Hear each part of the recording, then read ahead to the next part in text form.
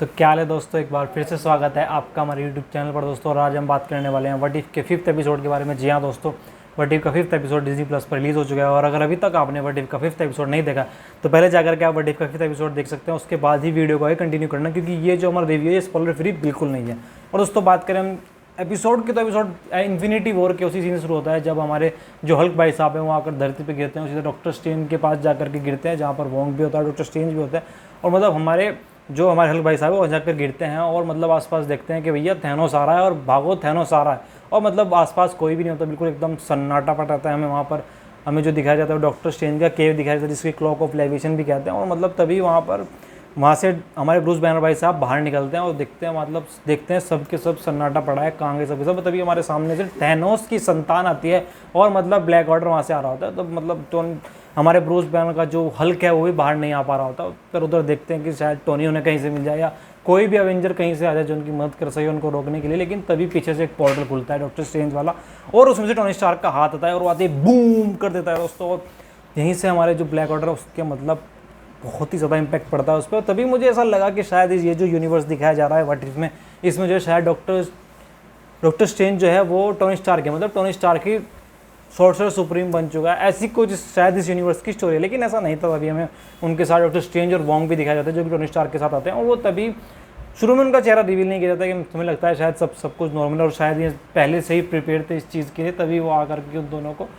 और तभी में आते हैं उन दोनों ब्लैक ऑर्डर को और उनकी संतान को खा जाते हैं। और मतलब बड़ा ही खतरनाक सीन दिखाया गया हमें एमसीयू में। और टोनी कहता है कि यार ये तो एकदम ओवर किलिंग हो गई, लेकिन ऐसा नहीं होता दोस्तों। तभी हमें दिखाया जाता है उनके चेहरे, जो कि हमारे आयरन मैन भाई साहब है, डॉक्टर स्ट्रेंज है और वोंग है, वो तीनों के तीनों ज़ॉम्बीज़ बन चुके हैं। और तभी हमारे ब्रूस बैनर पर अटैक कर देते हैं। और तभी आकर के हमारा क्लॉक ऑफ लेविएशन जो कि डॉक्टर स्ट्रेंज का केव है वो आकर के हमारे ब्रूस बैनर को बचा लेता है। और तभी पीछे से हमारी होप आ जाती है, तो और स्पाइडरमैन में दिखाया जाता है वहाँ पर, और जो आकर के उनको हमारे ब्रूस बैनर साहब को बचा लेते हैं। और दोस्तों इससे दिखाया जाता है कि ये जो यूनिवर्स है इसमें क्या हुआ दोस्तों। इसमें जो हमारी होप और मतलब हैंक पिम की जो वाइफ थी वो क्वांटम मेनिया में जाकर के फंस गई थी। तो वहाँ पर वो जो है वो एक इन्फेक्शन से इन्फेक्टेड हो गई थी, जो कि एक वायरस था जो कि ज़ॉम्बी बना देता है। ज़ॉम्बी वायरस से इन्फेक्टेड हो गई थी। और जब जो है हमारे हैंक पिम उनको लेने गए वापस से जाकर, तो वो भी इन्फेक्टेड हो गए जो बाहर आए क्वांटम मेनिया से।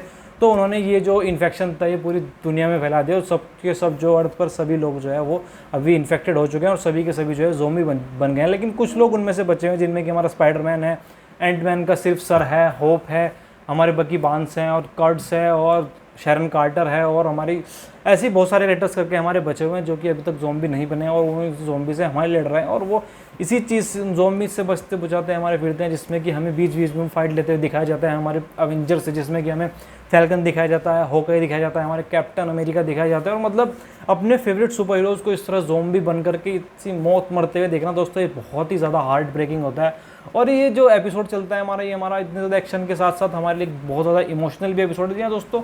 जो शुरू के 2 एपिसोड थे व्हाट इफ के, वो हमारे से इतने ज़्यादा इमोशनली कनेक्ट नहीं हो पाए थे।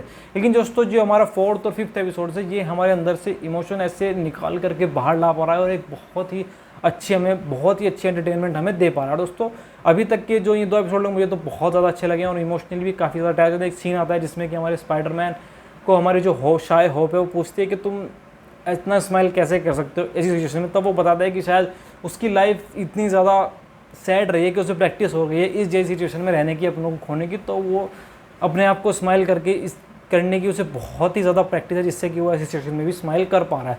तो ऐसे ऐसे इसमें सीन थे जो कि हमें इमोशनली भी अटैच करते हैं और एक्शन इसमें बहुत ज़्यादा था। लेकिन और हमारे इमोशन वहाँ खिलवाड़ के रहता है जब हमारे फेवरेट सुपर हीरोज़ हैं, जिसमें कैप्टन अमेरिका है और आयरन मैन है, उनको इससे मरते हुए दिखाया जाता है या फिर उनको ज़ॉम्बी बनते दिखाया जाता है। तो ये बहुत ही ज़्यादा हार्ट ब्रेकिंग है हमारे लिए, तो जो फैंस हैं उनके लिए। बाकी आपको भी शायद ऐसा ही लगा होगा और आप भी हमारे सुपर हीरोज़ के डाई हार्ड फैन हो दोस्तों। इसी तरह का हमारा एपिसोड है। आगे जाके हमें जो हमारे एवेंजर्स हैं वो विज़न के पास भी जाते हैं, जो शायद जो ज़ॉम्बीज़ है वो माइंड स्टोन की जो कुछ फ्रीक्वेंसी है उसके पास नहीं जा पा रहे। लेकिन हमें लगता है कि शायद विज़न भाई साहब हमें इस सबसे बचा लेंगे या शायद ये जो इन्फेक्शन है इसका एंटीडोट ढूंढ लेंगे।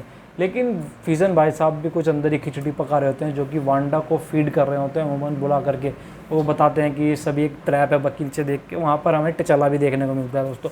और वहीं हमें दिखाई जाती है स्कारलेट विच, जो कि हमारी वांडा मैक्सिमो है वो स्कारलेट विच बन चुकी है। और मतलब वो भी हमारी ज़ोंबी ही बन चुकी है, वो भी इन्फेक्टेड है उसी वायरस से, और वहीं पे थोड़ी हमारी फाइट दिखाई जाती है। तभी हमारे जो सारे के सारे जितने भी हमारे लोग बचे हुए हैं एवेंजर्स की टीम के, वो वहाँ से निकल जाते हैं। और शायद वो माइंड स्टोन, उनको विज़न अपना माइंड स्टोन भी निकाल कर देता है कि शायद अगर वो भी सैटेलाइट के थ्रू पूरे वर्ल्ड में माइंड स्टोन की फ्रीक्वेंसी डाल सके तो शायद वो वर्ल्ड को बचा सकते हैं, ऐसा उन्हें लगता है। लेकिन जब वो हमारे वकांडा जा रहे होते हैं, वकांडा पे भी हमें दिखाया जाता है कि वहाँ पे सब लोग ज़ोंबी बन चुके हैं। जो थैनोस है, थैनोस भी ज़ोंबी बन चुका है, और उसके हाथ में इन्फिनिटी गॉन्टलेट है, वो भी 5 अनंत मणियों के साथ। जिस तो और उसमें एक अनंत मणि का नहीं है जो कि है हमारा माइंड स्टोन। उस माइंड स्टोन लगते ही शायद वो ज़ोंबीज़ को आधा कर देगा, या पता ही नहीं क्या करेगा। शायद मुझे लगता है कि जो अगला एपिसोड होगा वो इसी का पार्ट होगा, या शायद ये एपिसोड यहीं पर ख़त्म हो गया। अभी कुछ कह नहीं सकते, ये हमें आगे जाकर ही पता चलेगा कि क्या हुआ। लेकिन एपिसोड फुल टू एंटरटेनिंग था और बहुत ही ज़बरदस्त एपिसोड देखने को मिला। और दोस्तों आप भी हमें कमेंट करके बताइए कि आपको एपिसोड कैसा लगा, और अगर हमारी वीडियो अच्छी लगी तो वीडियो को लाइक कीजिए और चैनल को सब्सक्राइब कीजिए, जुड़ जाइए हमारे साथ। मेरे आज की वीडियो को यहीं ख़त्म करते हैं।